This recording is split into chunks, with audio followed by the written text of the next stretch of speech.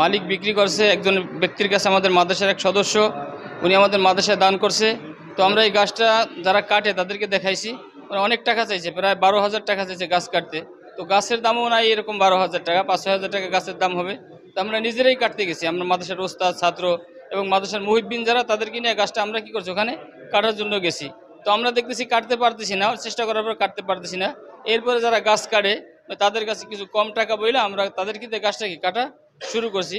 মানে অর্ধেক গাছ কাটছে, একদিনে পুরা কাটতে পারে নাই, পরবর্তী দিন কাটবো। এরপরই পরের দিনের আগেই আমাদেরকে প্রশাসন বলতেছে গাছটা আর কাটেন না। তো কেন, মানে কেন বলতে, যে আমরা গাছ কাটার সময় গাছের নিচে কিছু জিনিস আমরা পাইছি, আগরবাতি, মোমবাতি এবং ওই মিষ্টি বা অন্য লাল শালুক বান্দা। এলাকার লোকজন বলতেছিল যে এখানে এরকমভাবে সন্ধ্যার সময় গাঁজা, মদ, হিরোইন এইগুলা মানে সেবন করে এবং কিছু নারী পুরুষ এখানে আসে বা এরকম কিছু এরকম সেজদা করে, সিন্নি দেয়। তো কিছু পোলাপান এরকম বলতেছিল, আলহামদুলিল্লাহ খুব ভালো হয়েছে, মানে গাছটা কাটছে, এলাকার সেরেক বেদাতগুলো উত্থাত যে গাঁজা, মদ, ফেন্সি এগুলো কি দূর হবে। মানে এই এলাকার কিছু পোলাপান এই কথাগুলি ওখানে বলছে, যে কথাগুলি আমরা পরবর্তীতে ফেসবুকে কি দেখতে পাইছি, যার কারণে আমাদের আজকের এই পর্যন্ত এই পরিস্থিতি। কি করছি, আমি বাড়ি আছি পরের জায়গায় নদী ভাঙ্গনে, এখন ওই জায়গাটা আমার নিজস্ব, ওই গাছটা কাটিয়ে পরিষ্কার করতে পারলে আমি বাড়ি করতে পারি, এই জন্য বিক্রি করছি।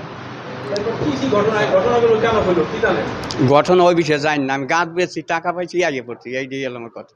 নগদ পেমেন্টে 500 টাকা পর্যন্ত ক্যাশব্যাক, আর লেনদেনে প্রতিদিন ডিপ ফ্রিজ এবং ঘন্টায় ঘন্টায় এসি, টিভি সহ দারুণ সব গিফট। বটগাছের বিষয়টা যেটা ছিল, যে আমাদের মে মাসের 5 তারিখে যেই বটগাছের একটা ভিডিও ভাইরাল হলো সামাজিক যোগাযোগ মাধ্যমে, যে কিছু হুজুর হচ্ছে তারাই কাটছেন, সেটা যেই তদন্ত কমিটিকে তদন্ত করতে দেওয়া হয়েছিল, তারা একটি রিপোর্ট জমা দিয়েছেন। তারা রিপোর্টে বলেছেন যে বটগাছের যিনি, ওই বটগাছটা যেই জায়গার উপরে, সেই জায়গার যিনি মালিক, তিনি হচ্ছে তিনি মূলত এখন অন্য জায়গায় থাকেন। নদীর তীরবর্তী জায়গাটা হওয়ার কারণে তিনি বর্তমানে অন্য জায়গায় থাকেন, কিন্তু এখন আশা করছেন যে অন্য যেখানে ভাড়া বাসায় থাকেন সেটার বদলে নিজের জায়গা বসবাস করবেন। সেজন্য তিনি বটগাছটা মূলত সরিয়ে ফেলতে চাচ্ছিলেন, এবং উনি একটি মাদ্রাসাকে এই 1500 টাকা দিয়ে বিক্রি, মাদ্রাসা না, উনি মূলত একজন হুজুরের কাছে বিক্রি করেছিলেন।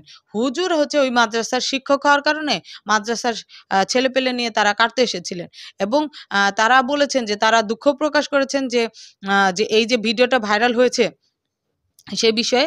আর যিনি জমির মালিক তিনি বলেছেন তিনি এই বিষয়ে জানেন না, তিনি শুধু গাছটা বিক্রি করেছিলেন। তবে এখন আমরা এইটার বিষয়ে কঠোর নির্দেশনা দিয়েছি, যদিও গাছটি ব্যক্তিগত জায়গার উপরে, তারপরেও গাছটি যেহেতু জীবন্ত রয়েছে, গাছটি কাটা যাবে না।